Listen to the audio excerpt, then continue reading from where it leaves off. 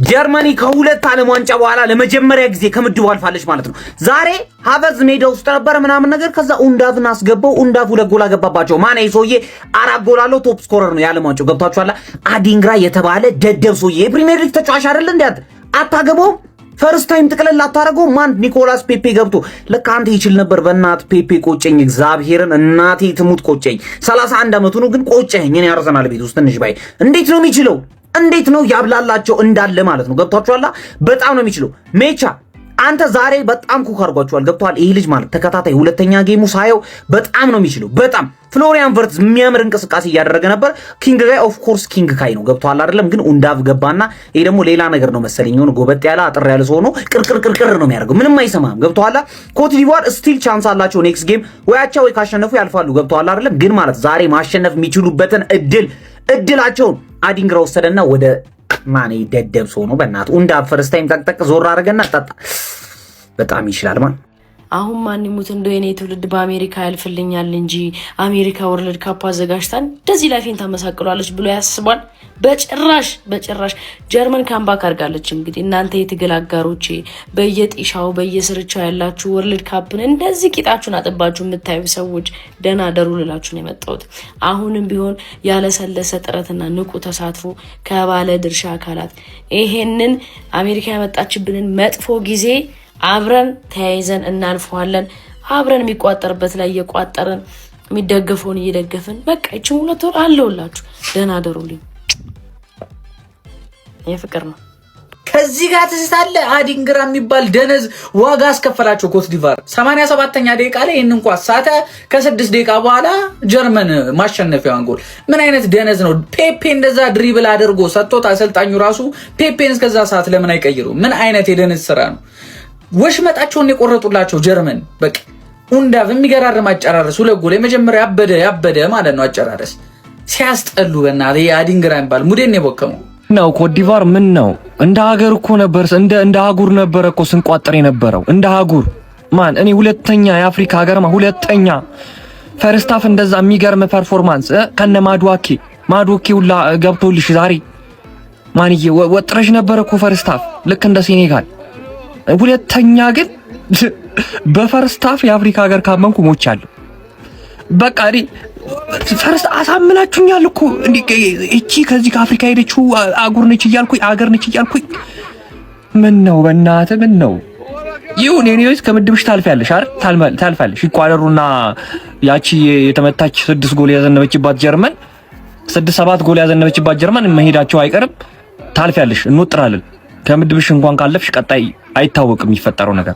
ወይኔ አንዳንዴ እነሱ ሳይሆን እኛን በጥቁረታችን የሚንቁን እኛንን በጥቁረታችን ራሳችንን የምንንቀው ዝቅ የምናደርገው። በኳሊቲ በጣም ጥራት ያላቸው ተጫዋቾች ያላት ኮት ዲቫር ጥሩ መንቀሳቀስ፣ ጥሩ መጫወት፣ ጎል ማስቆጠር ትችላለች። ነገር ግን ከጀርመን ጋር አንድ እኩል መውጣትን እንደ ትልቅ ነገር ይዛ ተቀበለችው። ሴት ፒስ ቆንጅዬ ቦታ ላይ እንኳን እያገኘች ባክ እያደረገች ትጫወታለች ማለት ነው። ቻንሶችን ካውንተር ሁላ አልፈልግም የሚመስል መንገድ ማለት ነው። በጣም ደባሪ ነገር ነው የሰራችሁት። ዛሬ ጎል እንደሚገባባችሁ ያስታውቅ ነበር። ጀርመኖች እኮ ልክ እንደናንተ አቻ ቢወጡ 4 ነጥብ ይኖራቸዋል።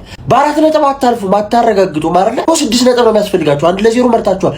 ጎል ሲገባበት እየመራ የነበረ ቡድን እኮ እንደገና ለማጥቃት ነው የሚሄዱ። ጀርመኖች ነው እየባሰባቸው የሚመጣው።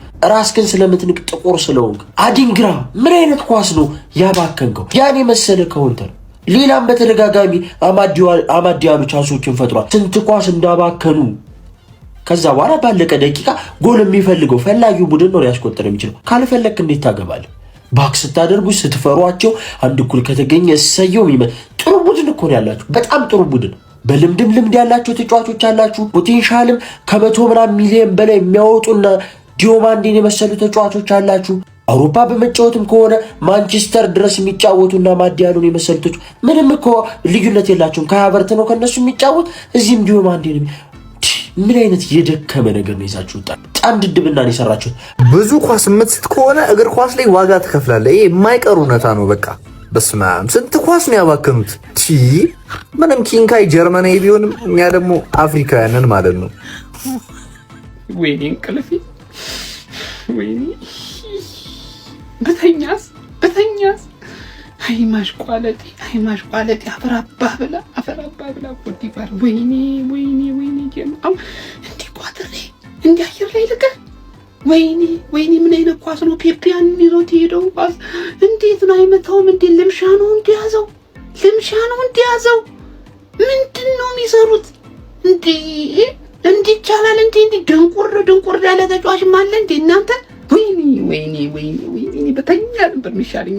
እኔ እንደዚህ ለህይወቴ ራሱ ቋጥሬ አላቅም። አረ እድል አይቬሪ ኮስት፣ አረ እድል አይቬሪ ኮስቶች የተሸነፉት ሽንፈት ልብ ሰባሪ ሽንፈት፣ አስቀያሚ ሽንፈት።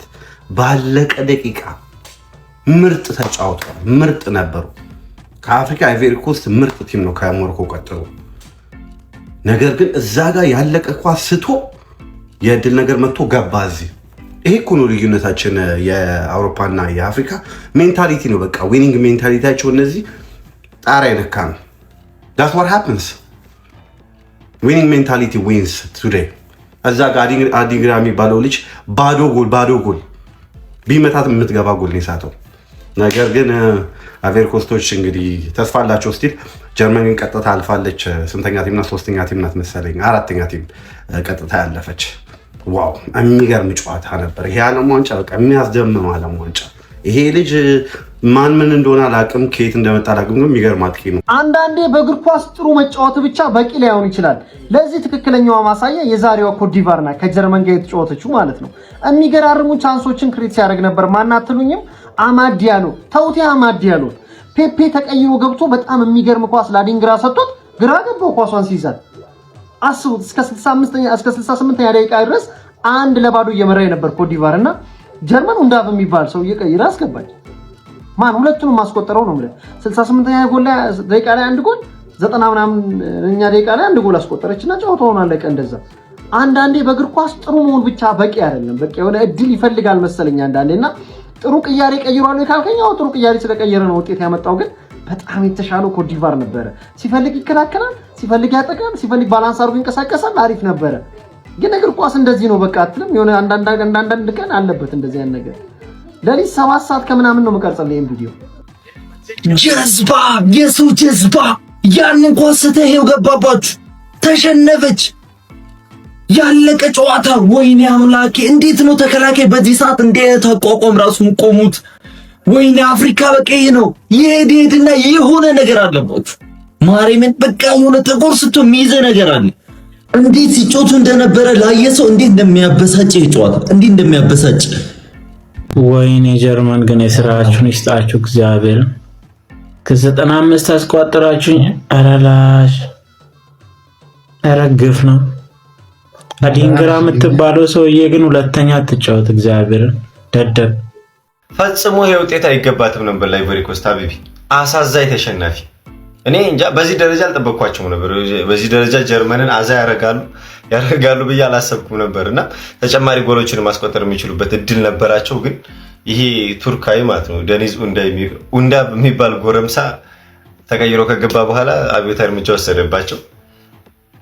በጣም ነው የሚገርም። ጀርመን ግን በጣም ይሄን የዓለም ዋንጫ ከሊ ይበለዋል። በቃ ከሊ ፐርፌክት ነው ምናምን ማለት በጣም ይከብዳል። ጀርመኖች ለራሱ እኔ በጠበቅኳቸው አንግል እያገኘኋቸው አይደለም ያለሁት ማለት ነውና ብቻ አፍሪካን ግን ካለፉት ዓለም ዋንጫዎች ሲታዩ በጣም እየተሻሻሉ በዚህ ከሄድን 1-2 ዓለም ዋንጫዎች በኋላ ያው